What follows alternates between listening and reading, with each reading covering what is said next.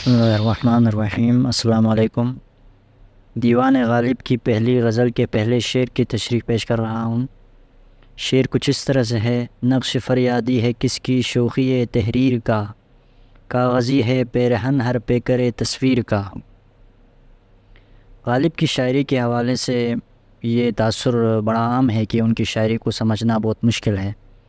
سمجھنا تو درکنار بہت سے لوگ پڑھ ہی نہیں پاتے۔ یہی وجہ ہے کہ اردو شاعری میں سب سے زیادہ تشریح کی کتابیں ان کی شاعری کے اوپر ہی لکھی گئی ہے۔ بڑے شاعر کا پرسپیکٹیو بڑا ہوتا ہے، لہٰذا ہمیں اس کی شاعری کا جائزہ مختلف پہلوؤں سے لینا چاہیے۔ یعنی اگر ہم اس کی شاعری کو صحیح طرح سے سمجھنا چاہتے، یعنی زیادہ سے زیادہ اس کو سمجھنا چاہتے ہیں، تو مختلف پہلوؤں سے اس کا جائزہ لینا چاہیے، تاکہ ایک ہمارے سامنے بھی ایک بڑا پرسپیکٹیو ہو، کیونکہ شاعر کا پرسپیکٹیو بڑا ہوتا ہے۔ تو اب ہم اپنے شعر کی تشریح کی طرف بڑھتے ہیں اور مختلف پہلوؤں سے اس کا جائزہ لینے کی کوشش کرتے ہیں۔ سب سے پہلے اس شعر میں موجود الفاظ کے معنی کا تعین کرتے ہیں۔ الفاظ اور معنی کے حوالے سے غالب کا ہی ایک شعر ہے: گنجینۂ معنی کا طلسم اس کو سمجھیے، جو لفظ کے غالب میرے اشعار میں آوے۔ غالب کہہ رہے ہیں جو الفاظ میں استعمال کرتا ہوں یا میرے اشعار میں ہے، اس کو گنجینۂ معنی کا طلسم سمجھو۔ اب اس کو تھوڑا سا سمجھنے کی ہم کوشش کرتے ہیں۔ گنجینے سے مراد خزانہ ہے۔ اس شعر میں اس سے مراد کثرت ہے، یعنی کسی چیز کا زیادہ ہونا، یعنی وافر مقدار میں ہونا۔ اور طلسم سے مراد کوئی بھی ایسی شے ہے جو آسانی سے سمجھ میں نہ آئے، یعنی حل طلب ہو، انگلش میں ہم پزل کہہ سکتے ہیں۔ وہ کہہ رہے کہ جو الفاظ میں استعمال کرتا ہوں ان میں نہ صرف معنی کی کثرت ہے، بلکہ مختلف معانی کے درمیان ایک طلسماتی رشتہ بھی موجود ہے۔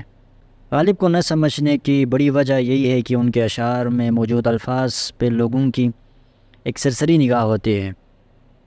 لفظ کے اندر معنی ہوتے ہیں، یہ تو ہم سب کو معلوم ہے، ایک ہو سکتے ہیں یا ایک سے زیادہ، اور یہ ہمیں ایک کنٹیکسٹ سے پتہ چلتا ہے۔ سیاق و سباق ہمیں یہ بتاتا ہے کہ لفظ کے کس معنی کو ہم نے استعمال کرنا ہے، اور عام طور پر لوگ اس سے واقف بھی ہوتے ہیں۔ لیکن لفظ کے معلوم اور معروف معنی کے علاوہ اس کے تہ میں اور بھی معنی پوشیدہ ہوتے ہیں۔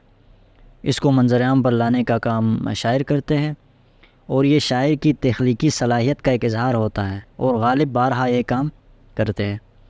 لہٰذا ان کی شاعری کو سمجھنے کے لیے ضروری ہے الفاظ کے ان پوشیدہ معنی تک رسائی حاصل کی جائے جو غور و فکر کا تقاضا کرتے ہیں۔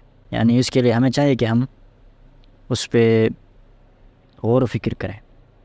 اب زیر نظر شعر کے الفاظ کو دیکھتے ہیں اور لفظ کے دامن کو تھوڑا پھیلانے کی کوشش کرتے ہیں، تاکہ لفظ کے اندر موجود معنی کے امکانات روشن ہو جائے۔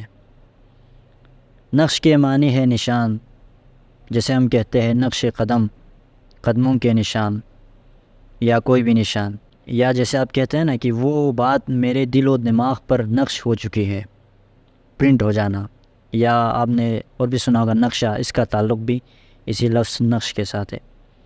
مزید ایک کہ نقش بنانے والے کو نقاش کہتے ہیں، جس طرح تصویر بنانے والے کو مصور کہتے ہیں، اسی لیے اللہ تعالیٰ کو نقاش ازل بھی کہتے ہیں، کیونکہ خدا نے اس کائنات کو وجود بخشا ہے۔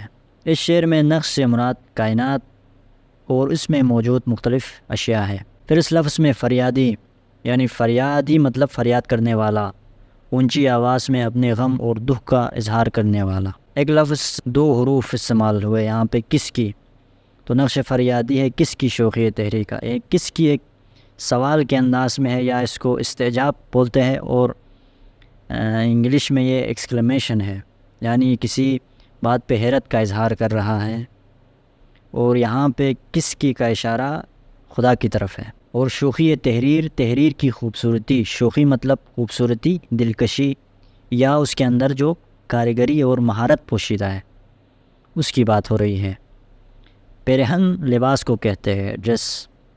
کاغذی پیرہن کا مطلب ہوا کاغذ کا لباس، اس کا مفہوم ہے ناپائیدار ہونا، یعنی جلد فنا ہونے والی چیز جو عارضی وجود رکھتا ہو، ٹیمپریری۔ پھر اس کے بعد پیکر ہے، یہ تو آسان ہے، اس کا مطلب جسم ہے۔ اس شعر میں اگر ہم غور کریں تو یہ حقیقت کھلنے میں دیر نہیں لگے کہ یہ لفظ نقش ہو گیا، تحریر اور تصویر ایک دوسرے کے مترادف ہے اور ان الفاظ کے معنی ایک دوسرے کے قریب قریب ہے۔ میں نے شروع میں کہا تھا کلام غالب کو سمجھنے کے لیے ان کے اشعار کا مختلف پہلوؤں سے جائزہ لینے کی ضرورت ہے۔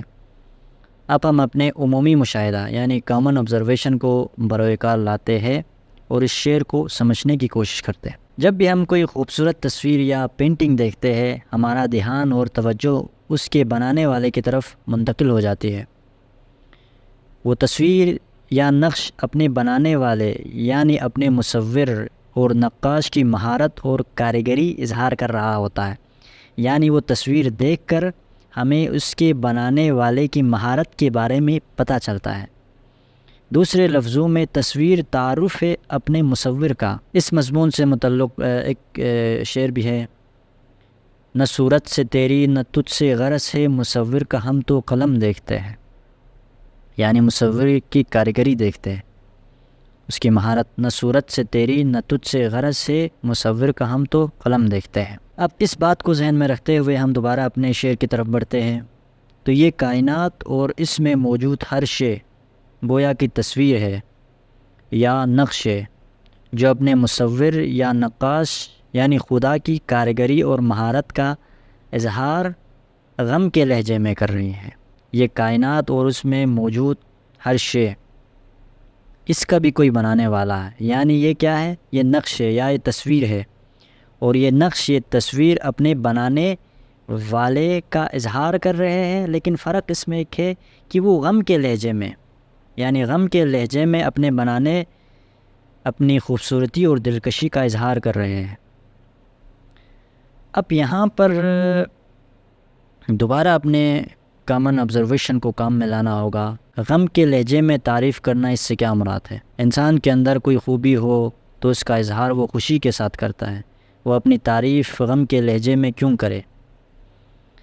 ایک ایسا موقع ہے جہاں انسان تعریف غم کے لہجے میں کرتا ہے، یعنی جب کسی کی موت واقع ہو جائے، جب کسی کا عزیز اور محبوب فوت ہو جائے تو وہ اس کی تعریف کر رہا ہوتا ہے اور ساتھ ساتھ رو بھی رہا ہوتا ہے کہ وہ ایسا تھا، وہ ہمیں چھوڑ کے چلے گئے، یعنی وہ اس کی خوبیاں بیان کر رہا ہوتا ہے، لیکن ساتھ ساتھ رو بھی رہا ہوتا ہے اس کو یاد کر کے، اس کی خوبیوں کو یاد کر کے۔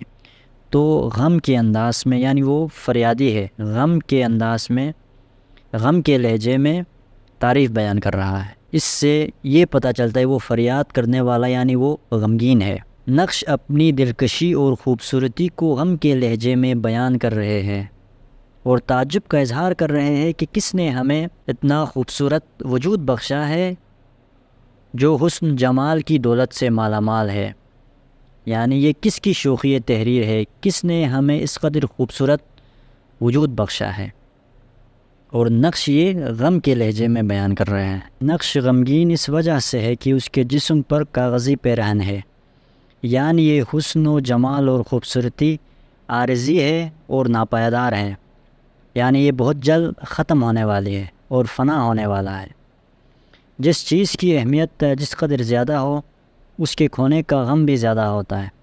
نقش فریاد کر رہا ہے کہ میری ساری دلکشی، شوخی اور خوبصورتی عارضی ہے اور یہ ختم ہونے والی ہے۔ اگر دیکھا جائے تو اس شعر کا عمومی تاثر غم کا ہے، اس کے اندر غم کا مضمون بہت نمایاں ہے، یعنی کہ یہ دنیا ایک غمکدہ ہے، یعنی غم کی جگہ ہے، اس میں خوشی نہیں ہے، تکلیف ہے اور غم ہی غم ہے۔ اگر غالب کی پوری شاعری کو دیکھا جائے تو اس میں غم ایک انتہائی اہم موضوع کی حیثیت رکھتا ہے کہ وہ مختلف اشعار میں اس غم کے موضوع کو مختلف انداز میں وہ اس کو باندھتے ہیں۔ اسی موضوع کے اوپر اس کے غالب کے 2 اشعار ہیں، غم اگرچہ جاں کسل ہے پہ کہاں بچے کی دل ہے، غم عشق گر نہ ہوتا غم روزگار ہوتا۔ اسی طرح ایک اور شعر ہے، غم ہستی کا اسد کس سے ہو جز مرگ علاج، شمع ہر رنگ میں جلتی ہے سحر ہونے تک۔ جس طرح سے میں نے اس شعر کی تشریح کی ہے ضروری نہیں کہ آپ بھی اس سے متفق ہو، میں عقل کل ہوں، نہ ہی میری بات حرف آخر ہے۔ آپ بھی اس پہ غور کریں، اور کوئی نیا پہلو سامنے آ جائے تو کمنٹ میں ضرور بتا دیں۔ میں نے اپنی طرف سے ایک کوشش کی ہے۔ تو آج کے اس شعر کی تشریح یہی پر مکمل ہو گئی ہے، اور جاتے جاتے علامہ اقبال کا ایک شعر غالب کے حوالے سے بیان کرتا ہوں۔ لطف گویائی میں تیری ہمسری ممکن نہیں، ہو تخیل کا نہ جب تک فکر کامل ہم نشیں۔ لطف گویائی میں تیری ہمسری ممکن نہیں، ہو تخیل کا نہ جب تک فکر کامل ہم نشین۔ خدا حافظ۔